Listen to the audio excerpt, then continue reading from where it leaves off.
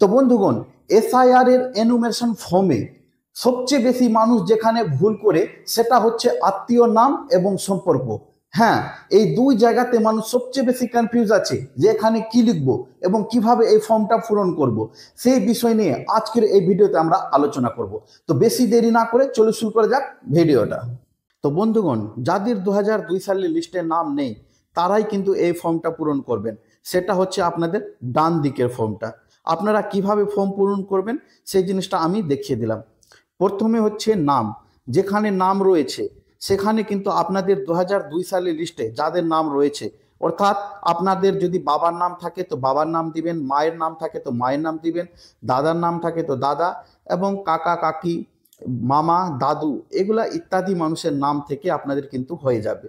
যদি আপনাদের নাম না থাকে তাহলে এইখানে আপনারা বাবা মায়ের নাম দিবেন। তোর হচ্ছে এপিক নাম্বার, অর্থাৎ ভোটার কার্ড নাম্বার। আপনারা যে উপরে বাবা মায়ের যার নাম লিখবেন তার ভোটার কার্ড নাম্বার লিখবেন। এবার আত্মীয়র নাম, আপনারা এখানে আত্মীয়র নামে নিজের নাম লিখবেন। নিজের নাম বা এখানে নিজ লিখতেও পারেন, বা যদি ইংরেজিতে ফিল আপ করেন তাহলে এখানে সেলফ লিখবেন। তারপরে হচ্ছে সম্পর্ক। এই জায়গাতে কিন্তু সবচেয়ে বেশি মানুষ ভুল করে আত্মীয়র নাম আর সম্পর্ক। সম্পর্কতে এখানে কখনোই ফাদার মাদার বাবা পিতা এরকম কিছু দিবেন না। এখানে আপনার সঙ্গে যেটা সম্পর্ক রয়েছে, অর্থাৎ আপনি যদি পুত্র হন তো পুত্র দিবেন, কন্যা হন তো কন্যা দিবেন, ভাইপো হন তো ভাইপো দিবেন, আরও ইত্যাদি যে সম্পর্ক রয়েছে সেই সম্পর্কটাই লিখবেন। আশা করি আপনাদেরকে ক্লিয়ারভাবে বুঝাতে পারলাম। ধন্যবাদ।